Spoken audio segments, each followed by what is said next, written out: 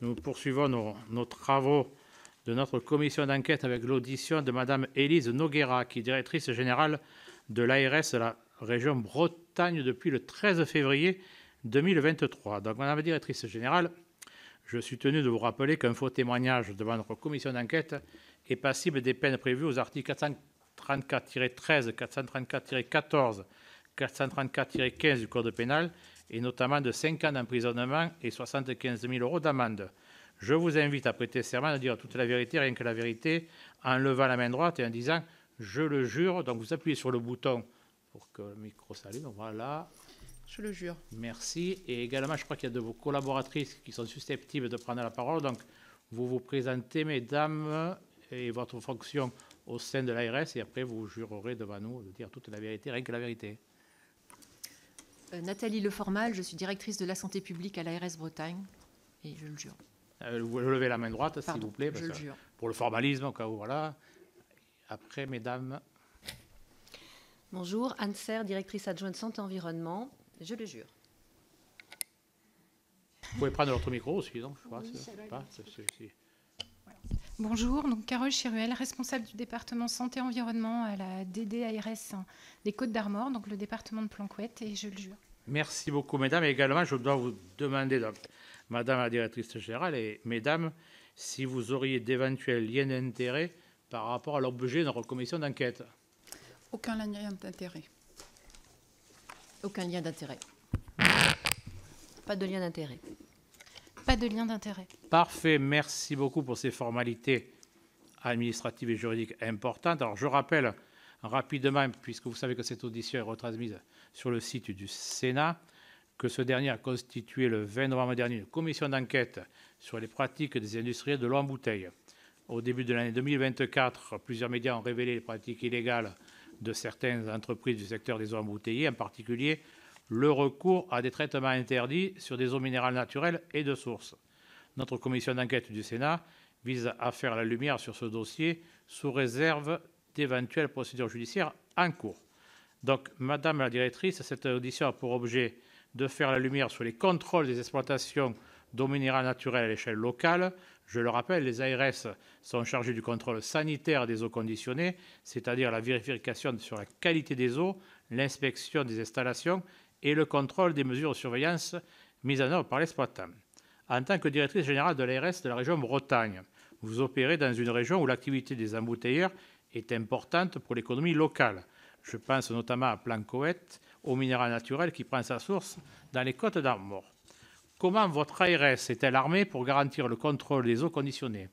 Quelles seraient les évolutions souhaitables pour renforcer les contrôles en termes de renforcement des effectifs et de moyens, de mutualisation des pratiques, etc. En quoi les fraudes qui ont touché les groupes Alma et Nestlé Waters ont-elles fait évoluer votre dispositif de contrôle au niveau local en Bretagne?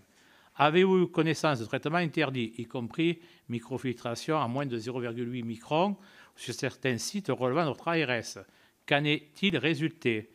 Quelles leçons tirez-vous de cette crise qui entame la confiance des consommateurs pour un secteur auquel nous tenons tous? Voici quelques thèmes sur lesquels notre rapporteur va vous interroger. Nous vous proposons donc de dérouler cette audition en 3 temps. Vous présenterez successivement vos réflexions en 15-20 minutes si vous le souhaitez. Puis bien sûr après, parole sera donnée à notre rapporteur qui pourra vous poser les questions qu'il souhaite. Donc Madame la directrice générale, vous avez la parole.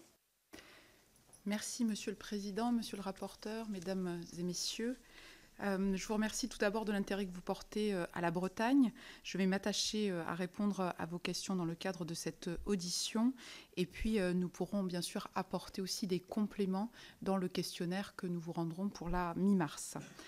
Alors, j'occupe, comme vous le rappeliez, les fonctions de directrice générale à l'ARS Bretagne depuis le mois de février 2023. Avant d'évoquer la question de l'eau et plus particulièrement celle de l'eau embouteillée, je souhaitais rappeler les compétences en matière de santé-environnement de l'ARS qui sont larges et qui concernent aussi les environnements extérieurs, cités sols pollués, la lutte antivectorielle, la qualité de l'air, les espèces végétales à impact pour la santé humaine notamment, les environnements intérieurs, donc la qualité de l'air intérieur, radon, amiante, monoxyde de carbone, la lutte contre l'insalubrité dans l'habitat, la prévention des légionelloses, Le pilotage également en lien avec le préfet de région et le conseil régional du plan régional santé-environnement et la mobilisation de l'ensemble des collectivités locales sur les enjeux locaux de santé-environnement. Et enfin, tous les sujets émergents en lien avec les impacts sanitaires du changement climatique, de l'alimentation saine et durable, des pesticides et des perturbateurs endocriniens notamment. Alors, vous le rappeliez, la question de l'eau en Bretagne est un sujet majeur et mobilisateur. Les eaux destinées à la consommation humaine soulèvent des enjeux spécifiques à plusieurs titres. Les ressources en eau potable bretonne sont majoritairement des ressources en eau superficielle qui sont plus sensibles aux pollutions et aux variations de l'environnement que les eaux souterraines. Et le ratio eau superficielle, eau souterraine est de 75-25, donc à l'inverse de ce qu'on observe au niveau national. Et puis, deuxième point, une pollution diffuse des milieux en nitrates, en pesticides et plusieurs autres métabolites de pesticides, ce qui conduit l'Agence régionale de santé, au regard de ses missions classiques de contrôle sanitaire, à se mobiliser aux côtés des autres services de l'État pour assurer la protection des ressources en eau utilisées pour la production d'eau potable et pour garantir et améliorer la qualité sanitaire des eaux distribuées afin de protéger la santé des personnes. Les enjeux intersectoriels en matière d'eau sont forts, notamment autour du monde agricole, avec la présence d'un secteur associatif très mobilisé sur le sujet de l'eau.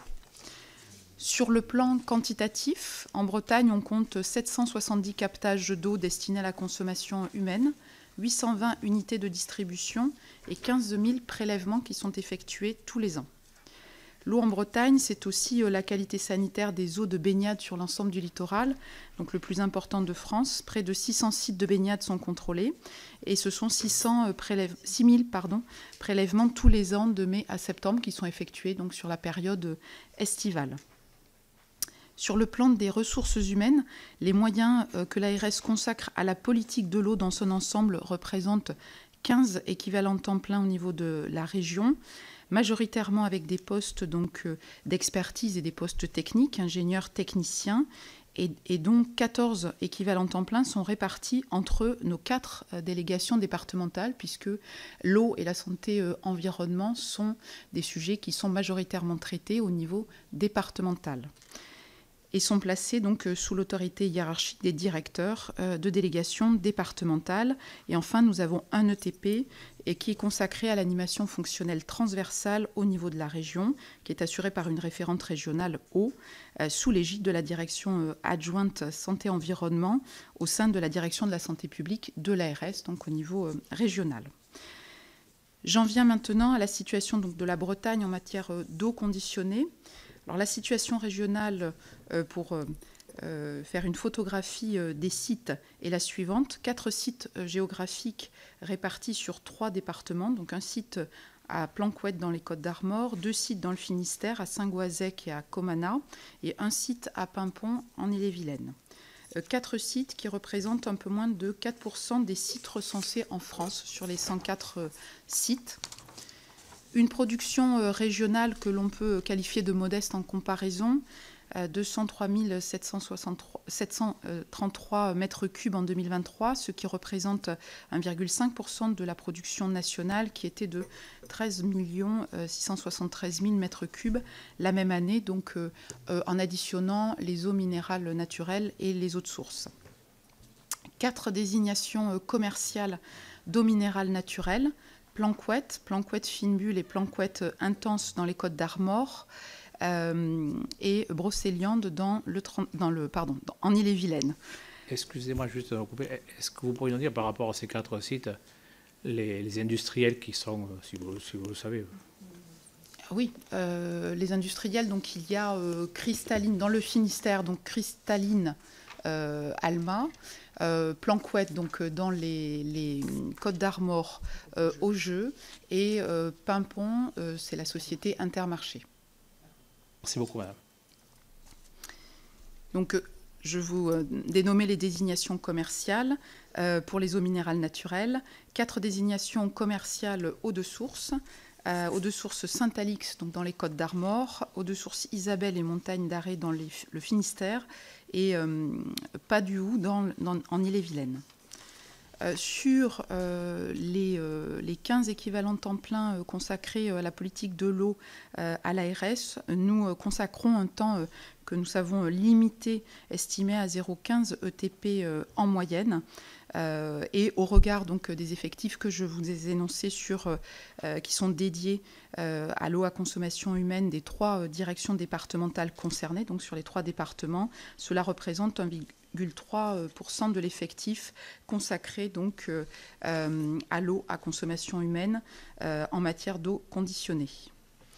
Pour notre organisation au sein de l'Agence régionale de santé, les activités de suivi et de contrôle sanitaire des eaux conditionnées sont organisées, comme je le disais plus haut, au sein de chaque direction départementale, avec un pôle eau destiné à la consommation humaine au sein d'un département santé-environnement. Les décisions d'autorisation donc sont préparées pour le compte du préfet conformément à nos protocoles ARS-préfecture signés au moment de la création des ARS en 2010 et conformément donc aux termes de la circulaire ministérielle d'octobre 2011 relative aux missions des ARS en matière de santé environnementale. Alors je ne vais pas reprendre en détail ce qui a pu déjà être présenté par d'autres agences régionales de santé sur nos missions. Je souhaitais rappeler de manière synthétique que la mission de l'ARS est d'assurer le contrôle sanitaire des eaux conditionnées, ce qui recouvre l'inspection des installations, le contrôle des mesures de sécurité sanitaire mises en œuvre par l'exploitant et la réalisation d'un programme d'analyse de la qualité de l'eau. Et cette analyse se fait bien sûr de la ressource jusqu'à la bouteille. Le programme d'analyse repose sur des prélèvements qui ont longtemps été réalisés par des agents préleveurs des directions départementales de l'action sanitaire et sociale, puis des ARS, et ce sont désormais des activités que l'on confie à des laboratoires agréés, désignés dans le cadre d'un marché public. Et en Bretagne, nous venons de renouveler le marché qui s'ouvrira pour la période du 1er avril 2025 au 31 décembre 2028. S'agissant du contrôle sanitaire des eaux conditionnées relevant de l'Agence régionale de santé, je vous donne quelques données chiffrées synthétiques. Le programme annuel de prélèvement et d'analyse représente en moyenne par an 170 prélèvements sur l'ensemble des usines bretonnes, 18 par an pour les usines dans le Finistère, 33 par an pour Pimpon, donc en Ille-et-Vilaine, et 100 par an pour Planquette. Le nombre de visites de récollement sur la base des arrêtés d'autorisation, ces visites sont effectuées lors de l'autorisation initiale d'embouteillage d'eau minérale naturelle et lors de chaque nouvelle évolution de la chaîne de production. Planquette concentre l'essentiel de ces visites avec 6 visites depuis son autorisation depuis 2008, du fait également aussi du développement par l'embouteilleur de nombreuses dénominations commerciales. Le nombre d'inspections, 3 sites d'embouteillage sur les 4 sites bretons ont fait l'objet d'une inspection au printemps 2022 dans le cadre de la mission de l'IGAS. Pour le site de Planquette, dans la continuité de l'inspection menée sur la chaîne de production de l'eau minérale Planquette en 2022, de nouvelles inspections ont été diligentées donc début 2025 sur les installations de production et d'embouteillage de l'eau de source Saint-Alix. Tous les résultats du contrôle sanitaire font l'objet d'un bilan annuel de la qualité des eaux conditionnées en France publié par la DGS, qui le transmet aux autorités européennes. Et la DGS a accès à l'ensemble des résultats qui sont saisis donc dans un serveur CISO, serveur national, et aux données renseignées dans le cadre du plan national de contrôle officiel pluriannuel. Le résultat du contrôle sanitaire des eaux embouteillées pour notre région et donc les 3 départements sur les dernières années ont montré des taux de conformité variant entre 98 et 100%. Alors la préparation bien sûr de cette audition nous a conduit à reprendre l'ensemble des dossiers, leur historique, nos pratiques, afin de pouvoir aussi répondre à l'ensemble de vos questions. Au regard donc des traitements pratiqués, notamment en matière de microfiltration, nous avons une situation identifiée à Pimpon en Ille-et-Vilaine avec la présence déclarée d'un filtre inférieur à 0,8. Dans le cadre de vos auditions, vous avez eu une attention plus particulière à la situation des Côtes d'Armor et de l'eau minérale naturelle Planquette, et vous avez pu recevoir et entendre aussi les acteurs de l'eau de ce département. Mais il est sûr que nous avons aussi colligé l'ensemble de nos données pour les 2 autres départements. Et nous avons donc bien sûr souhaité ainsi contribuer à notre réflexion régionale en matière d'eau embouteillée. Les travaux, donc l'actualité 2024, les travaux en cours et l'annonce d'une instruction nationale à venir vont nous permettre très certainement d'amender et de reprendre notre cadre d'action qui devra aussi, au regard de pratiques non conformes révélées sur le secteur, être renforcé en matière de visite, de contrôle et d'inspection, tout en prenant bien en compte aussi un contexte de ressources humaines qui reste tendu. Et donc nous veillons bien évidemment, en fonction des enjeux majeurs de contrôle et de qualité sanitaire, à effectuer tous les arbitrages qui nous permettent d'assurer au mieux nos missions et en priorisant particulièrement donc, sur ce domaine de l'eau. Pour terminer mon propos introductif et avant de répondre à vos questions, je souhaitais préciser 2 choses. Depuis mon arrivée donc en février 2023, je n'ai pas été saisie de difficultés particulières sur la question des eaux conditionnées, ni par mes équipes, ni par les préfets ou par d'autres acteurs.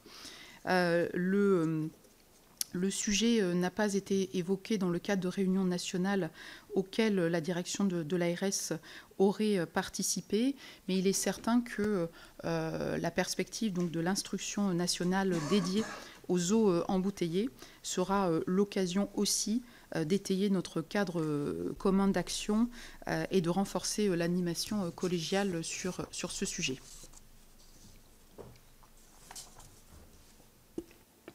Écoutez, merci beaucoup, Madame la Directrice Générale. Je laisse tout de suite la parole à notre rapporteur.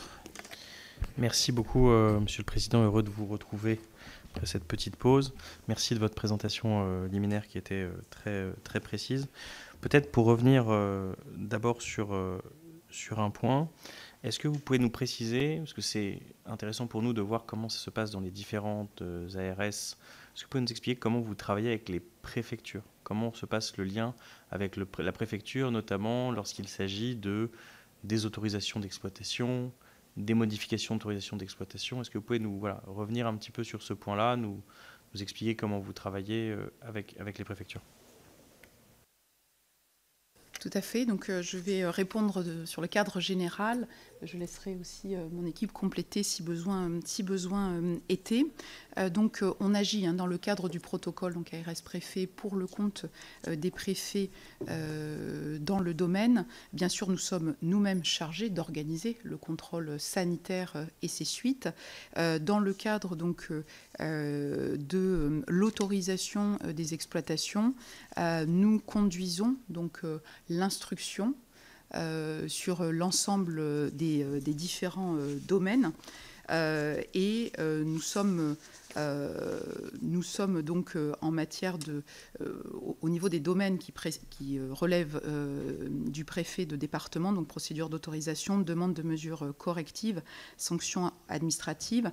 Nous préparons l'ensemble des documents nécessaires, donc de l'instruction jusqu'à ce type de mesure, le cas échéant, l'ensemble des documents nécessaires à la décision du préfet, donc de l'arrêté d'autorisation jusqu'à des mesures s'il y avait lieu d'injonction, de recommandation ou de suspension d'autres mesures. Et nous rédigeons notamment les rapports, la proposition d'arrêté, l'instruction et le passage en CODERST, et puis donc la transmission de tous les bilans réalisés, que nous réalisons des contrôles sanitaires, des recollements et puis des inspections. Une information aussi, et nous lui adressons une information sur les non-conformités dans le cadre du contrôle sanitaire, et nous pouvons porter aussi un avis sur différents travaux qu'il aurait à mener dans le champ donc, du suivi et du contrôle de l'eau embouteillée. Merci beaucoup. Et peut-être pour avoir des une réalité peut-être plus concrète. Combien de temps prend, pour qu'on puisse avoir aussi ce regard-là, combien de temps prend l'instruction? Avec qui vous interagissez à la préfecture? Est-ce que vous-même, Madame la Directrice, vous avez un point régulier avec les préfets? Enfin, voilà, un petit peu plus sur peut-être sur l'organisation concrète, matérielle, qu'on puisse se projeter dans cette mécanique-là, puisque l'un de nos sujets, pour tout vous dire et pour vous faire aussi toucher les sujets qui nous préoccupent, on a vu dans ce certain nombre de départements des délais très longs d'instruction, le sentiment que l'industriel pouvait, par des manœuvres dilatoires, retarder les choses. Donc avoir un peu ce regard-là, peut-être pour première demande de précision. Deuxième demande, vous disiez que vous aviez collationné toutes les informations que vous aviez sur les différents sites et les historiques. Est-ce que vous avez des exemples pour nous de mise en demeure, de situations où vous avez eu à prendre des mesures et comment vous les avez prises aussi pour qu'on puisse voir comment les choses fonctionnent là aussi? Merci. Alors, pour l'illustration très précise, et comme je vous le disais, notre action en matière d'eau embouteillée, elle est très départementale. Donc, je vais laisser la parole à Carole Cheruel qui suit donc l'exploitant Planquette. Donc, sur les délais d'instruction, pour un dossier complet qui va de l'autorisation de l'émergence jusqu'au conditionnement, et on en a eu un en 2023 avec une instruction intégrant une nouvelle émergence dans un mix, un nouveau mélange. Donc ce dossier a été déposé complet en août 2022 et l'autorisation a été signée par le préfet en décembre 2023. Donc ça a pris à peu près 15 mois, intégrant notamment les analyses complètes de l'eau, le rapport de l'hydrogéologue, comment on appelle ça, les questionnements interservices, c'est-à-dire les avis des DDTM et de la DRETS, le passage au CODERST et la signature de l'arrêté. Donc 15 à 16 mois. Et pour les modifications de filière très simples, avec un changement de filtre ou un changement de conditionnement, on en a eu 6 depuis 2011, je crois, dans le département. Et sur ces 6 demandes de changement, elles ont mis entre 1 mois et 3 mois à être instruites, entre la demande de l'exploitant et la signature de l'arrêté par le préfet. Pardon, juste pour bien comprendre ce que sont ces demandes, des modifications de filière, c'est par exemple lorsqu'on a une forme de déclassement de eau, de... Non, ça va être par exemple adjonction de gaz carbonique pour une eau. Ça va être rajouter un filtre à manganèse, par exemple, sur la filière, un 3e filtre, ou une modification d'étiquette, éventuellement. Voilà. Donc là, ça peut mettre de 1 mois à 3 mois en fonction de ce qu'il est nécessaire de faire comme vérification jusqu'à la signature du préfet. D'accord. Et sur le respect des arrêtés préfectoraux, sur la qualité de l'eau elle-même, est-ce que vous avez eu déjà à mettre en place des mises en demeure? Est-ce que vous avez eu des difficultés que vous pourriez nous remonter ou... On a eu 2 cas en 2015 et 2017 sur l'eau de Planquette et sur les eaux de source Saint-Alix. C'était des teneurs en nickel qui étaient mises en évidence par le contrôle sanitaire, mais c'était lié à des difficultés d'exploitation ponctuelles qui ne se sont jamais reproduites depuis. Comme les teneurs dépassaient les obligations, les limites de conformité en nickel, et notamment pour l'eau minérale naturelle sur les 2 microgrammes par litre pour l'étiquetage nourrisson, nous avons demandé la non-commercialisation de ces lots, c'est-à-dire non-libéralisation. Je sais pas. Enfin, en tout cas, ils les ont gardés sur le site, ils les ont détruits. On leur a demandé de les détruire. Voilà. D'accord. Oui, et ça s'est fait en informant le préfet à chaque fois, l'adresse également, pour éventuellement vérification. Et, voilà, c'est tout. Madame la Directrice, vous voulez ajouter un point? Peut-être préciser que sur la région, nous n'avons pas eu, au regard des contrôles effectués, de situations qui nous conduisaient à proposer un déclassement d'eau minérale ou d'eau de source. Ça ne s'est pas présenté, ni de suspension ou d'arrêt d'exploitation. Et peut-être pour préciser aussi, puisque Carole Cheruel faisait référence à la DRETS, en Bretagne, c'est la DRETS qui agit pour le compte des 4, là, en l'occurrence des 3 DDPP départementales. D'accord. Peut-être pour revenir sur la question de l'exploitation qui utilise un filtre sous le seuil de 0,8. Est-ce que vous pouvez nous préciser donc quel est le type de filtre utilisé? C'est le premier point. Depuis quand il est utilisé? S'il figure à l'arrêté préfectoral? Si vous l'avez découvert dans le cadre de la mission IGAS, ou bien que vous étiez d'ores et déjà au courant, la manière dont vous vous positionnez par rapport à ce filtre, et est-ce que vous avez vous-même agi après la découverte de ce filtre, ou pour vous il est dans le spectre de ce qui est autorisé? Voilà, peut-être avoir le détail de l'historique de l'utilisation de ce filtre.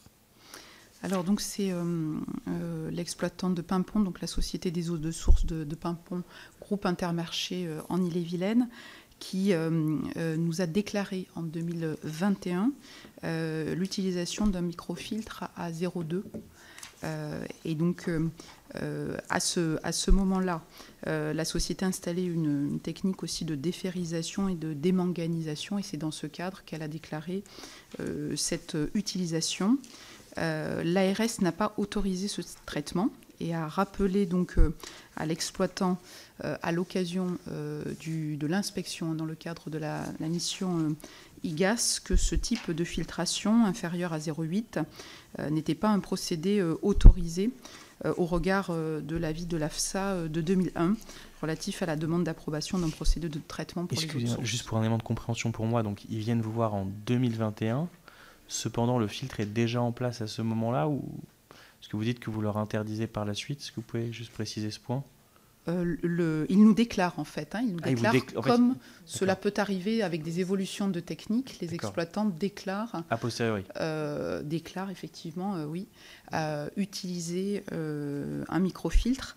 Alors là, nous n'avons pas autorisé ce traitement, donc il n'est pas dans l'arrêté. Je laisserai Anne-Serre me compléter si besoin. Il n'est pas dans l'arrêté. Mais il est en place, on est d'accord. Voilà, mais il est en place. Oui, il est en place. Voilà, il est en place. Et donc après, il y a une chronologie. Je plagie le président, mais je lui rends à César ce qui est à César, et à Laurent Burgois ce qui était Laurent Burgois. Mais donc il est en place. Exactement. Voilà. Et donc nous n'avons pas formellement, c'est pour ça ça fait écho à ce que vous disiez à l'instant, nous n'avons pas formellement demandé le retrait à cette date en 2022. On a demandé aussi questionner donc la direction générale de la santé sur l'utilisation et la possibilité donc d'utiliser cette microfiltration à 0,2. Donc ça, c'est en 2022. En 2022, c'est quand? En 2021, pardon. Dès 2021. Donc en fait, dès la demande de l'industriel, vous remontez l'information à la DG Santé pour avoir son retour. Vous, en tout cas, à ce moment-là, vous connaissez l'avis de l'AFPA sur le 0,8 et vous allez demander justement instruction. Ok, très bien. Tout à fait. Pour une demande finalement d'expertise. D'accord. Sur ce domaine-là, la DGS donc en 2022 nous avait indiqué qu'elle demandait à l'ANSES une expertise. Et finalement, donc l'ANSES a considéré qu'il fallait se référer et conserver donc l'avis de 2001. Ensuite, donc il y a eu l'inspection de l'IGAS avec possiblement donc des suites et des conclusions attendues dans le cadre de ces inspections. Excusez-moi, juste pour le calendrier, pour nous, pour notre compréhension, l'ANSES, vous avez le retour de l'expertise ANSES à quel moment? Alors nous, on nous a indiqué qu'il y aurait saisine de l'ANSES pour une possible expertise, et finalement l'ANSES a renvoyé au fait que l'avis AFSA de 2001 était suffisant. Et ça, vous l'avez... quand est-ce que vous dites... Ça, on l'a en 2022. En avril 2022, vous avez le retour. Voilà. Est-ce que vous pourrez, quand vous parlez, madame, après avec le micro, c'est notamment pour... Merci beaucoup. D'accord, donc en avril 2022, vous avez retour qui vous dit ce filtre n'est pas autorisé de la part de... Non, on a un retour qui nous renvoie à l'avis de 2000. Oui, à l'avis de 2001. Très bien. Okay. Donc ensuite, il y a ce que je faisais mention donc, de l'inspection de l'IGAS. Dans nous avons eu connaissance donc, des conclusions de l'inspection de l'IGAS à sa publication en février 2024.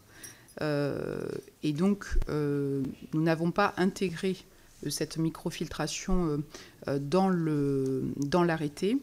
Et nous venons donc d'écrire au début de l'année 2025 à l'exploitant pour nous demander, donc c'est la première étape, pour nous demander de nous démontrer en quoi cette utilisation de microfiltration à 0,2 ne modifie pas le microbisme de l'eau. Donc on a fait un courrier lui demandant, puisque c'est la première étape avant que nous poursuivons nos investigations, la première étape, donc on lui a donné un délai de 2 mois pour nous répondre. Si je résume vos propos, vous me dites si je me trompe, Madame la directrice, donc l'industriel vous fait part qu'il filtre l'eau minérale. Vous prenez un arrêté pour l'interdire, mais vous ne contrôlez pas si la filtration est bien maintenue ou pas, non? C'est moi qui me trompe? Non, la microfiltration n'est pas...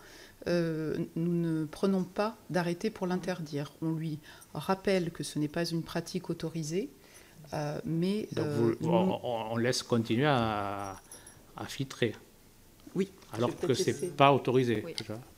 Est-ce que ça vous paraît normal? Est-ce que vous trouvez normal? Je pose des questions. Après, c'est fait, si j'entends bien, mais M. le rapporteur me rappellera à l'ordre si je me trompe, ça fait 4 ans qu'ils ont été mis sur la place publique et on attend 4 ans pour avoir des informations de sa hiérarchie. Tout ça, est-ce que ça vous paraît normal? Votre expérience que vous avez en tant que directrice générale d'une ARS. Je vais peut-être laisser préciser donc l'enchaînement des étapes aussi par Anser sur la façon dont on a pu traiter, pour être très clair aussi avec vous, sur la façon dont on a traité cette déclaration. Et juste si vous me permettez, dans le sillage du président Burgois, justement pour faire bien en effet les dates, en avril 2022, vous avez le retour de l'ANSES et vous nous dites que c'est en février 2025, enfin en début d'année, je ne sais pas si c'est janvier ou février, que vous mettez en demeure l'industriel. Est-ce que vous pouvez nous dire ce qui se passe entre avril 2022 et février 2025, puisque de notre point de vue, c'est quand même assez long pour la mobilisation de l'action publique. Alors, je veux bien qu'il y ait le rapport IGAS qui tourne, mais il y a quand même un avis qui vous est rendu par l'ANSES et qui est assez clair. Oui. Alors, je ne suis pas sûre que l'avis de l'ANSES soit si clair que ça. La réponse de l'ANSES de 2001. Prenez le micro, monsieur le rapporteur, on ne vous entend pas. Pardon, monsieur le président. La réponse qui vous est faite, vous interrogez l'ANSES et l'ANSES vous renvoie à sa réponse. Oui. Alors, mais donc, en avril, effectivement, 2021, la société nous dit on installe un nouveau système de traitement. On a besoin d'avoir cette filtration tangentielle pour des raisons de sécurisation du produit fini. Nous, on connaît cette filière de traitement et on connaît la ressource, on sait qu'elle est de bonne qualité, donc ça ne cache pas une pollution de la ressource en eau. Mais effectivement, on n'est pas au clair sur la régularité de ce seuil de coupure au regard du seuil de 0,8 énoncé dans l'avis de 2001. D'où l'interrogation du bureau de l'eau de la DGS en juillet 2021, qui prend en compte notre question, qui nous dit « Vous n'êtes pas la seule ARS à avoir ce type de questions. On va interroger l'ANSES pour qu'il nous précise peut-être cet avis de 2001. » Donc vous voyez, on est quand même dans un contexte où tout le monde dit que ce n'est pas si clair que ça. Donc nous, on attend. Voilà, on peut effectivement être critiqué sur le fait qu'on attend, mais bon, on se dit un avis va arriver.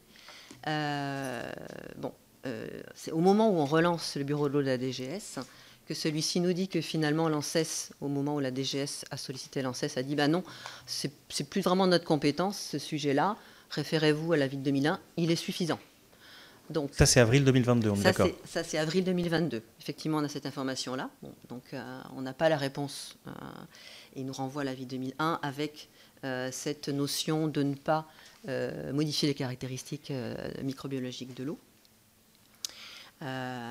Et en avril 2022, donc on est effectivement dans ce contexte de l'inspection IGAS et des questionnaires et des inspections que chaque ARS sont en train de mener auprès d'une structure départementale d'embouteillage, donc ce qui est le cas pour Pimpon. Et c'est sûrement là notre erreur peut-être, c'est de se dire, à la suite de ce travail d'inspection sur des filières de traitement, c'est bien qu'il y a aussi des questions, on va avoir des réponses. Très, très honnêtement, on était vraiment en attente de réponses. L'avis de 2001 en lui-même peut paraître peut-être clair aujourd'hui, je vous avoue très honnêtement, mais sur le moment, enfin, et encore, on attend une instruction qui devrait l'éclairer quand même aussi. Voilà, donc on est en plus dans un contexte où, en matière d'eau potable, on a souvent des avis de l'ANSES qui nous arrivent aussi pour nous fixer des seuils, des normes. Donc on est un peu dans cette attente-là, voilà, pour tout dire. À tort, puisqu'effectivement, le cadre réglementaire ne bougera pas. Enfin, on attend qu'il bouge encore aujourd'hui. Voilà.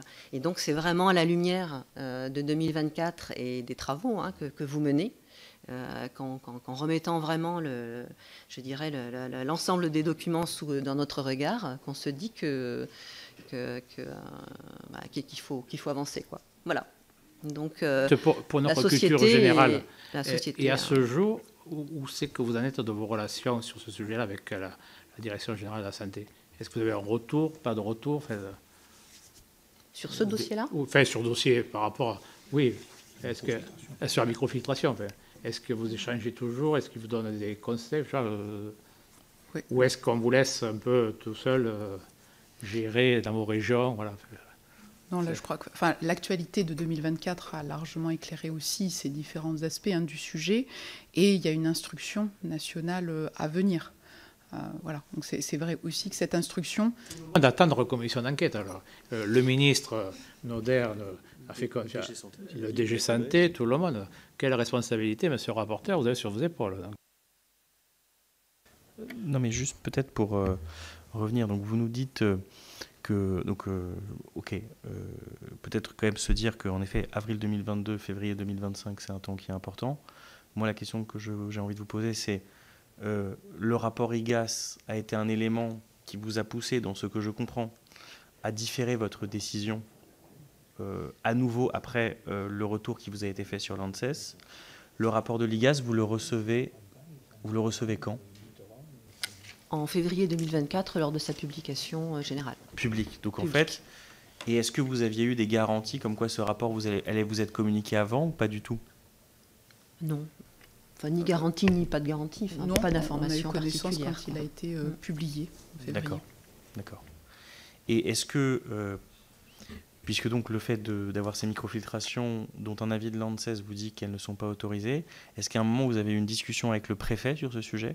Vous l'avez informé entre 2021 et 2025?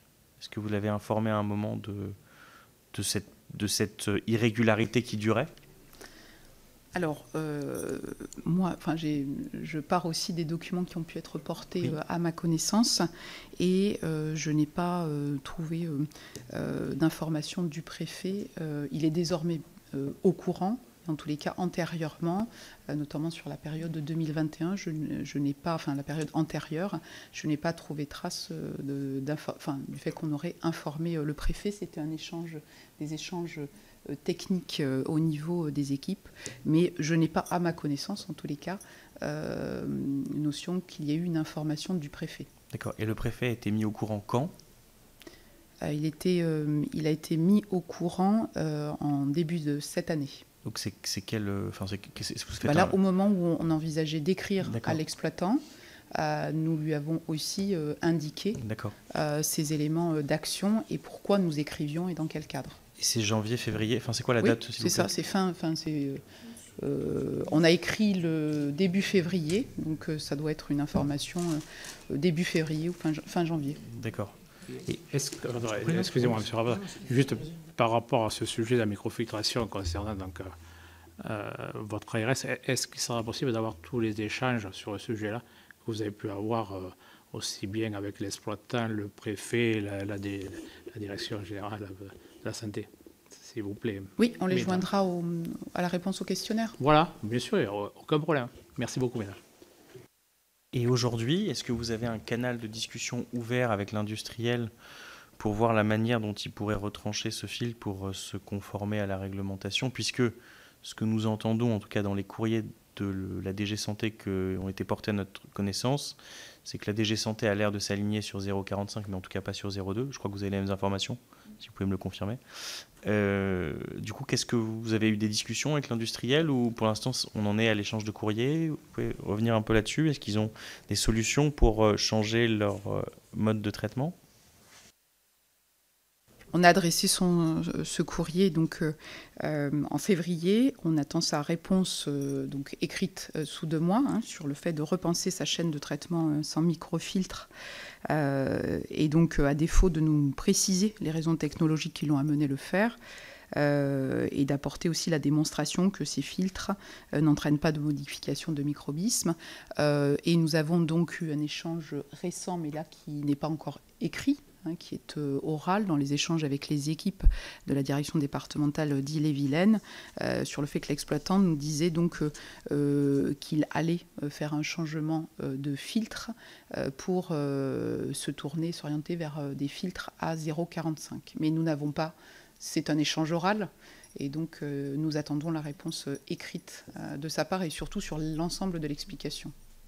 Peut-être juste un élément pour nous de surprise qu'on a eu à plusieurs reprises et que je vous partage, c'est le fait que il nous est arrivé à plusieurs reprises que des ARS nous disent « nous attendons que l'industriel fasse la démonstration que cela ne modifie pas le microbisme de l'eau ». Or, dans notre compréhension, avec les marchés publics que vous avez à votre main, vous avez la possibilité de faire des analyses avant, après, et de faire finalement vous-même, au lieu de se fier à un industriel qui, par définition, est déjà en infraction avec la loi, avec en tout cas la règle, qui n'a pas forcément intérêt à retrancher ce filtre, parce qu'elle est dans son processus de production.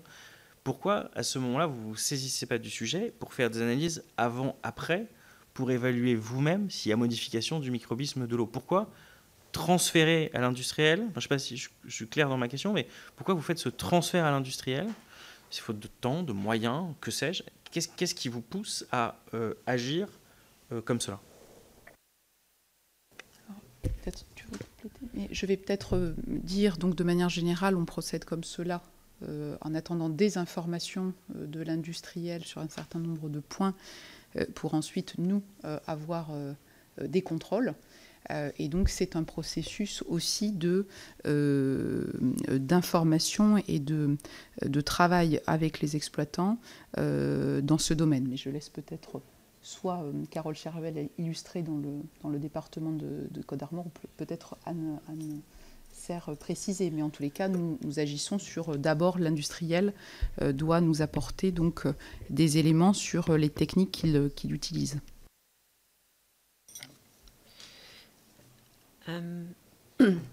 Je pense qu'un filtre, ça ne peut pas s'envisager tout seul non plus. En général, ça s'envisage pour des raisons techniques. Donc c'est vrai qu'il faut quand même que l'exploitant pose vraiment ce filtre dans son décor général.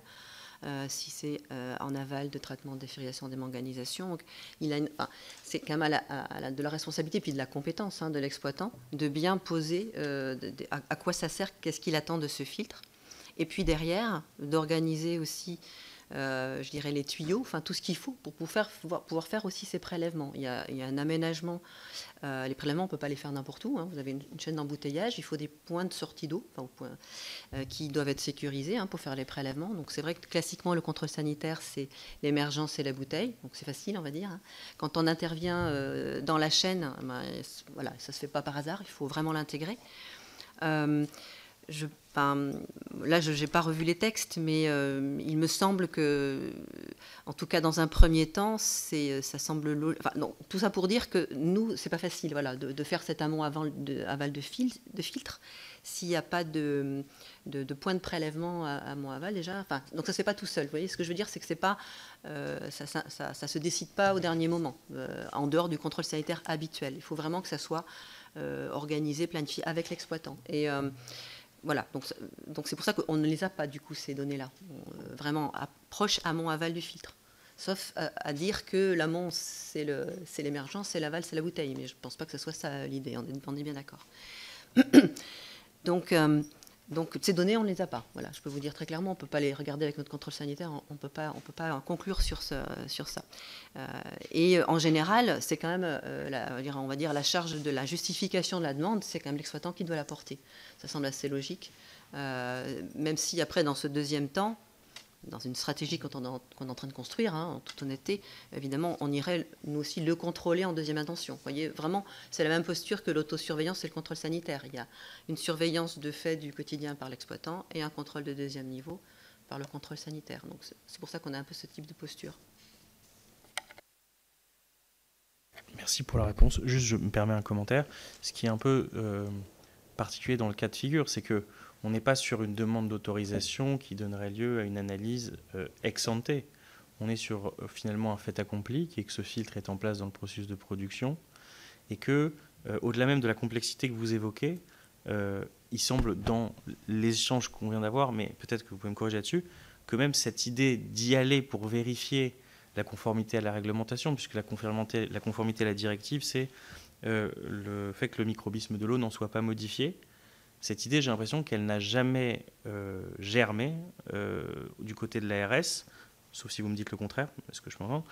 Mais du coup, qu'en fait, en effet, cette logique de dire d'abord l'autocontrôle puis le contrôle sanitaire, en fait, en tout cas, moi, mon sentiment, c'est que elle conduit à un très fort ralentissement des processus, quoi. Voilà, c'est quand on regarde là, et c'est pas propre, encore une fois, à votre autorité générale de santé, quand je regarde là, le dossier en me disant ça commence en juin 2020, en 2021.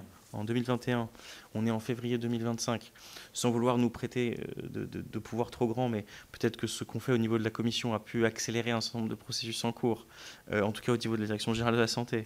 On a l'impression que sinon, ça pourrait durer je ne sais pas combien de temps. Donc c'est juste cet élément qui, en tout cas, pour moi, est un peu troublant. Je vous le partage juste sans... Justement, je trouve que voilà, il y a quand même un sujet sur la manière dont on articule l'autocontrôle et le contrôle.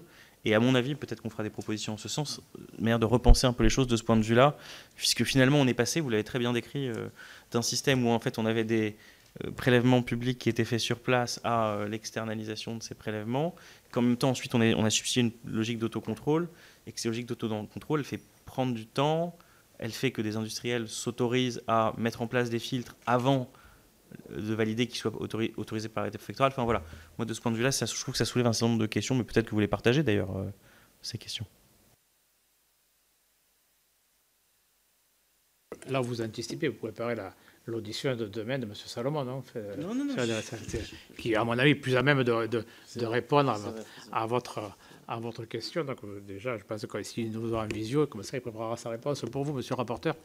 Donc, je crois qu'il y avait notre collègue Anne Vantalon qui souhaitait vous poser une question, et c'est avec plaisir que je lui laisse la parole. Merci, Monsieur le Président. Madame la Directrice, vous avez souligné dans vos propos la médiatisation depuis 2024 des pratiques des industriels des eaux en bouteille, et quelles sont vos attentes au niveau de l'ARS de cette commission d'enquête, et comment vous harmonisez d'une région à l'autre vos actions au niveau de l'ARS d'une région à l'autre depuis cette médiatisation.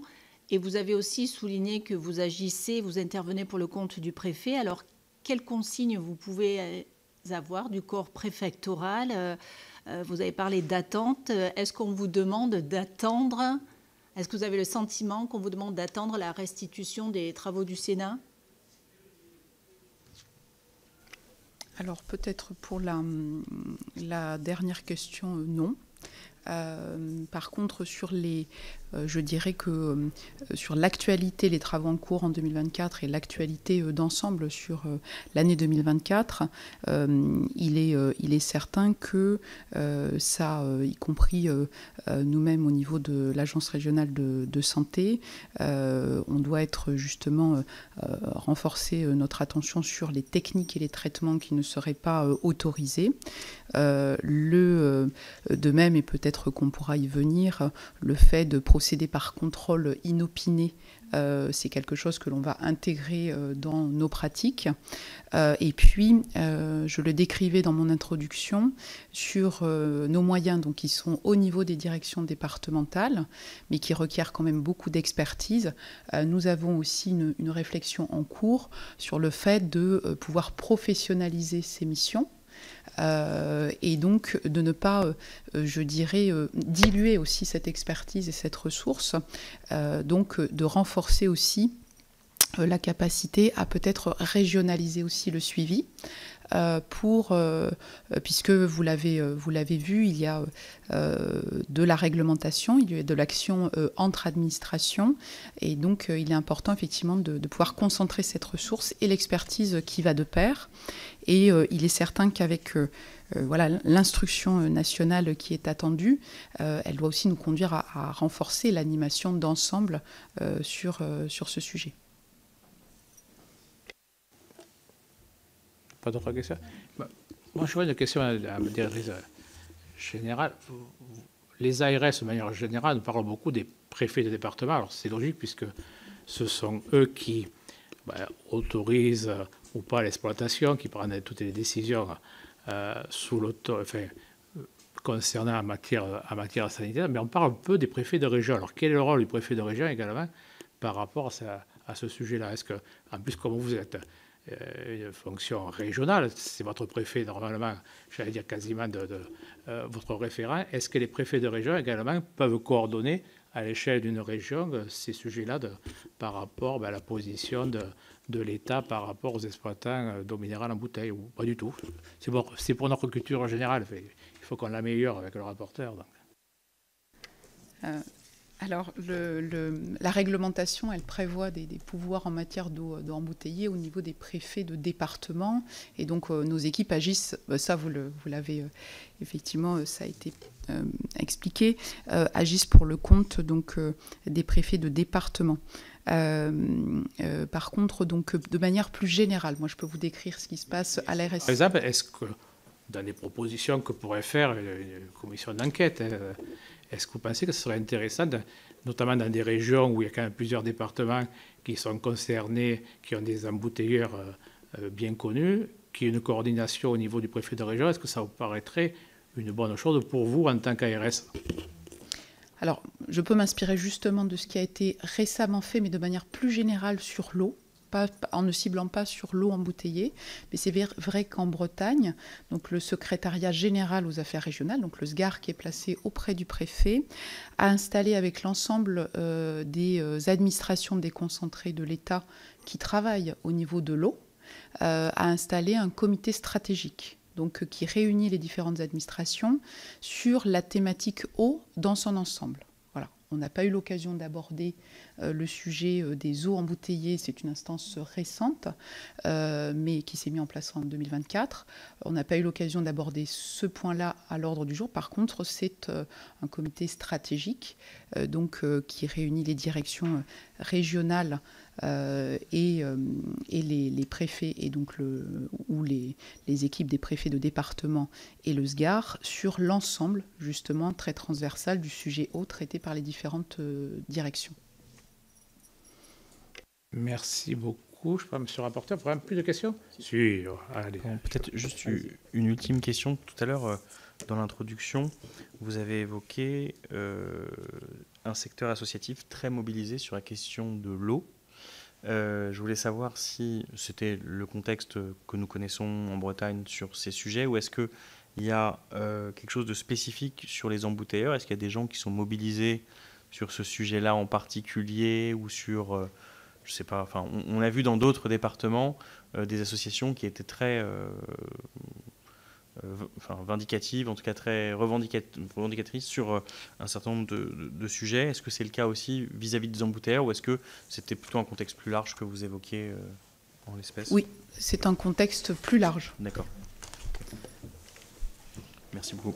Vous avez terminé? Oui. Écoutez, merci beaucoup, madame la directrice générale. Mesdames, je crois que cette audition permettra d'éclairer notre commission d'enquête. Merci beaucoup. Merci.